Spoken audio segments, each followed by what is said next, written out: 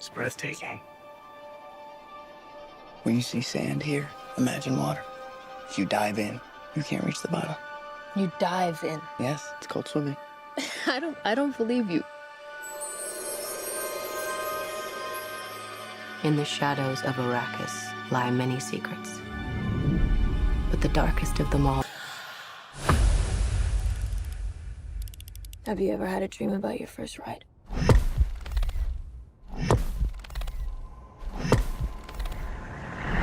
Don't try to impress anyone. You're brave, we all know that. Be simple. Be direct.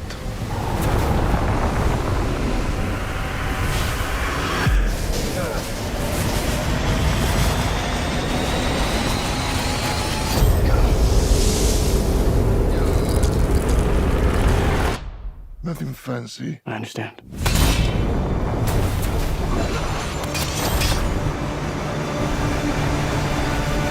You will never lose me, Paul Atreides.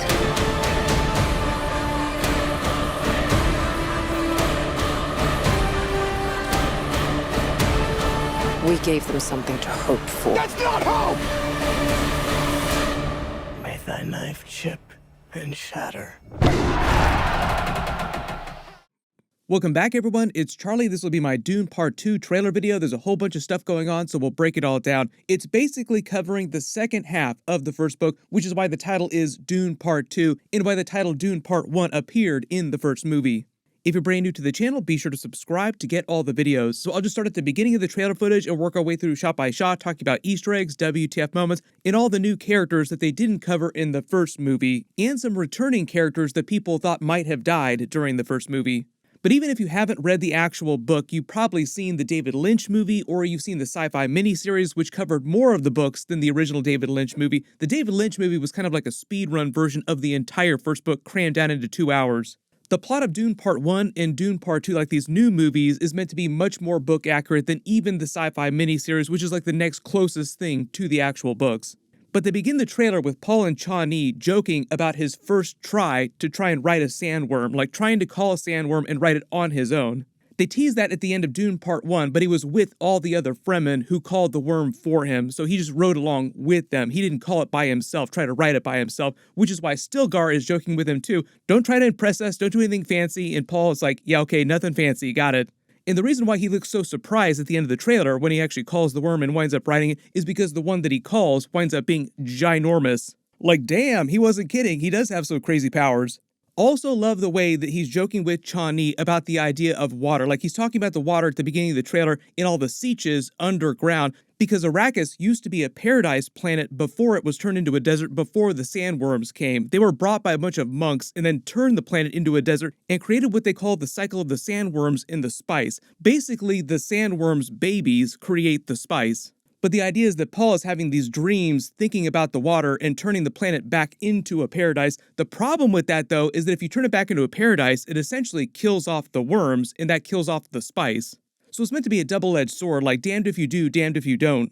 It's one of the problems with Paul's powers. Like, he sees potential futures and thinks that he's leading them along the best path, the golden path, so to speak. And the joke with her not understanding swimming is because she always grew up in the desert, like there were no bodies of water where she could learn to swim. So the whole concept of swimming is foreign to her, like, what? Swimming? What are you talking about?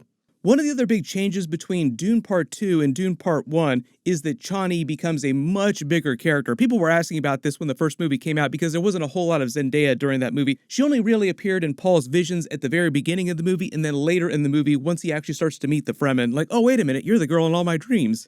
The idea is that through this movie, their relationship develops. Even though it doesn't seem like a lot of time passes, there is a lot of time passing in the background. Like, the events of the sequel don't happen overnight. Then we hear the voiceover from Princess Irulan, played by Florence Pugh. She actually looks fantastic. Really interested to see what she does with the character. She starts talking about the secrets of Arrakis and dangerous things in the desert. She's talking about Paul Atreides surviving. Like, what if he survived? He's going to come back and seek revenge for what you did against him, because she knows what her father did, the Emperor did, to get rid of House Atreides.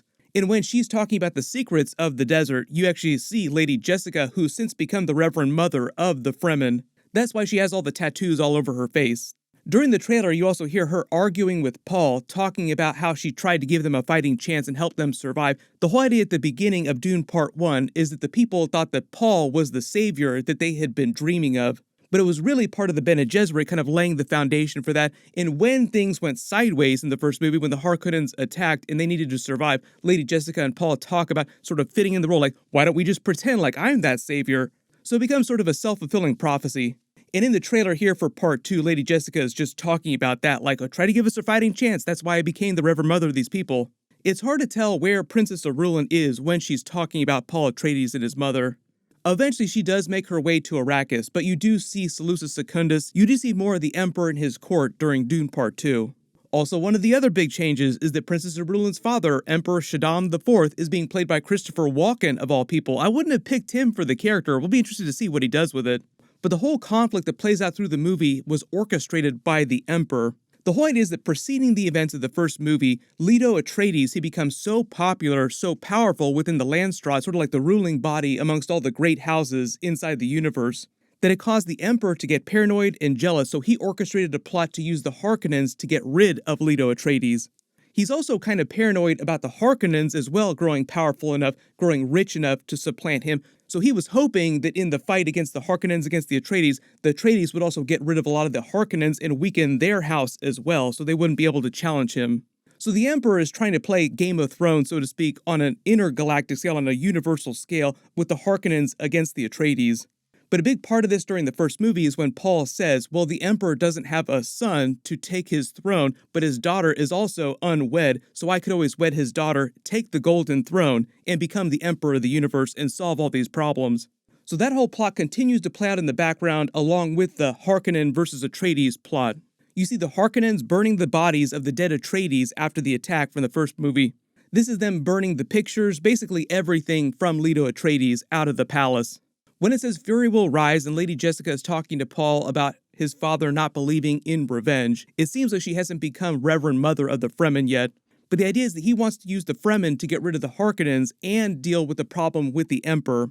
The other real sly reference here when she says your father didn't believe in revenge is a reference to events preceding the events of the first movie. So the whole idea is that Paul Atreides is actually the second son of Leto Atreides. What wound up happening before the events of the first movie, Baron Harkonnen orchestrated a plot to kill the Duke, but it ultimately led in the death of his first son and his first legal wife who killed herself after the death of the first son. It broke Leto Atreides. Eventually, Lady Jessica became his concubine, and when she got pregnant with his child, chose for it to become a male, to become Paul, so that she could replace the dead son that he lost. So when she says your father didn't believe in revenge, is the idea that he didn't declare war, like open war, against the Baron over the death of his first son. During the first movie, he had visions of fighting the Emperor's men, the Sardaukar, as well as the Harkonnens. That's basically playing out through this movie, like his visions are coming to pass. A big part of that is in training the Fremen warriors, who are already very fierce, in the fighting ways of the Bene Gesserit, like the secret fighting techniques, as well as the secret fighting techniques developed by the Atreides. Speaking of House Atreides fighting techniques, you see Josh Brolin's Gurney come back, who you believed may have died during the first movie. Obviously, if you've read the book, you know he survives. Or if you've seen any of the other Dune movies or the miniseries. Then we see Austin Butler's Feyd for the first time. Obviously looks a little more book accurate than the Sting version during the David Lynch movie. The whole idea is that Feyd is meant to be the Baron's other nephew, the son of his brother who abdicated the throne, allowing the Baron to become the Baron in the first place. He's meant to be Raban's younger brother and the one who the Baron favors. Even though Raban is useful to him, Raban is kind of like an animal, like a wild animal the Baron just uses to squeeze people. Feyd is the person the Baron views as his potential successor. There's a quick montage of them sabotaging the Harkonnens' equipment. This is actually Leia Seydoux, who's playing Lady Margot Fenrig, wife of Count Fenrig. She's another member of the Bene Gesserit who plays a minor role during the books. I think they've expanded it for the movie. Her husband, Count Fenrig, was the former governor of Arrakis before the Atreides, and she'd been ordered as part of the Kwisatz Haderach breeding program to seduce Feyd and get his genetic material the same way that Lady Jessica had been ordered to do so with Duke Leto Atreides producing Paul, even though he wasn't supposed to be born a male. This just seems like a scene of the Fremen actually going to one of their underground bases. This actually seems like the water of life which Paul takes to awaken his powers fully, and Lady Jessica takes when she becomes the Reverend Mother of the Fremen, awakening her powers even more. Obviously, she doesn't get nearly as powerful as Paul does. The other big thing here too is Lady Jessica's daughter, who she's still pregnant with. When she takes the waters of life, that means the baby also takes the waters of life, potentially creating what they call the abomination. One of the problems is that when you take the waters of life, you basically gain access to all the previous memories of anyone who's ever lived. And if you're not powerful enough, it can drive you mad and turn you into a monster, which is what the Bene Gesserit are afraid of, which is why they tested Paul and almost killed him if he didn't pass the test.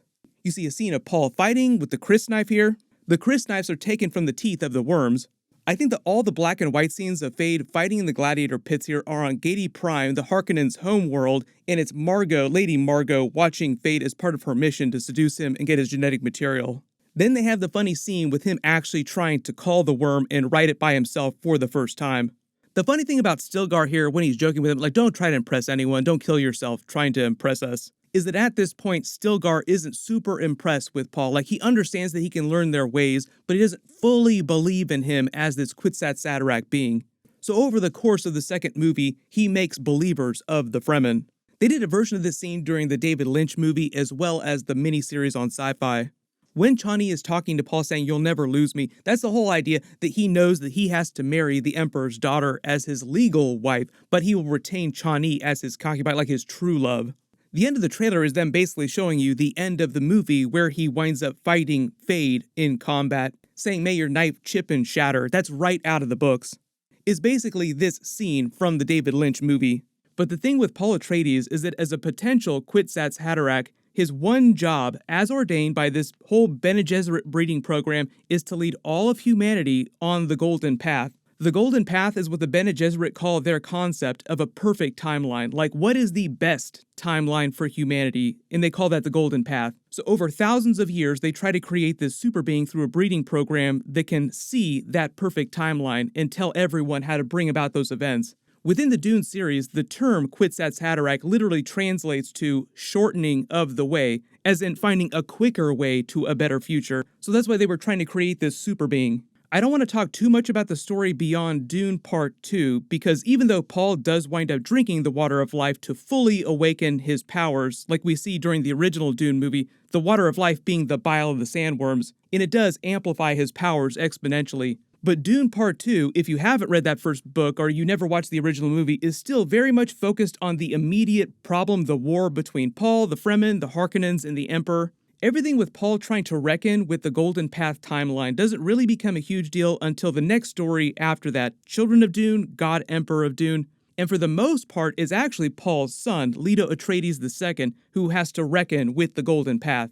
And during the ending of Dune Part 1, during this first movie, they kind of foreshadow this. Paul can see a version of the Golden Path, this future that the Bene Gesserit are looking for. But during this scene, when they're in the tent, Paul starts having this nightmare ranting about wars being fought under his banner, atrocities being committed in his name, all over the universe, people being slaughtered everywhere by his followers. And it frightens him. He's horrified by it. So in those visions, what he's seeing is one of the possible iterations of the Golden Path timeline. So he actually becomes too afraid to pursue the Golden Path himself. He kind of runs from it because he can't stand the thought of all this death and destruction being done in his name. Like, this doesn't sound better, this is worse. If you've ever heard anybody refer to the Dune story as a warning for the savior trope, that's what they're talking about. And they really won't get into that till the sequels, I think, till after Dune Part 2. Like, if they make Dune Part 4, Part 5, they do God Emperor of Dune. So that's why I say his son, Leto Atreides II, really has to deal with pursuing the Golden Path, and why Paul isn't really the Kwisatz Haderach that everyone thinks he is during the Dune movie or even Dune Part 2. It's really his son who's the true Kwisatz Haderach.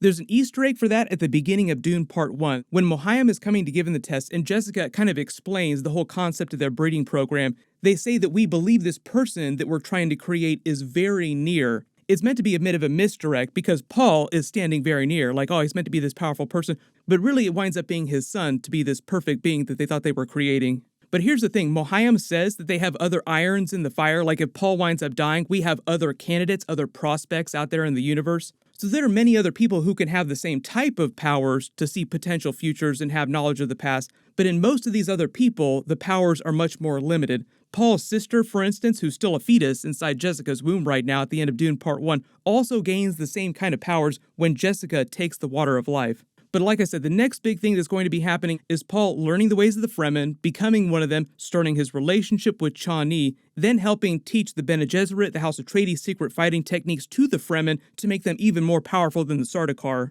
Then Paul orchestrating his original plan that he had before everything went down to cease all this hostility in the universe between the Harkonnens and the Emperor by marrying the Emperor's daughter, Princess Irulan. If you spotted any other Easter eggs or references during the trailer that I didn't talk about during the video, there's so much that we could talk about. Obviously, like, super dense book, and it's just the first book in the line of many books. Hopefully they do get to make more sequels and cover the events of the other books. The movie's not coming out till November, so it'll probably be a little while before we get the next trailer, but of course I'll do more videos as we get more footage. My Guardians of the Galaxy 3 post-credit scene video, full Easter eggs breakdown for the movie will be coming out in a couple days just because the movie is releasing in theaters. Be sure to go see it as soon as possible. Everyone click here for all my Guardians of the Galaxy videos. I'll update the link as soon as I start posting those, and click here for my brand new Secret Invasion trailer video, which is the next big episode's coming up pretty soon too. Thank you so much for watching, everyone stay safe, and I'll see you guys in the next one.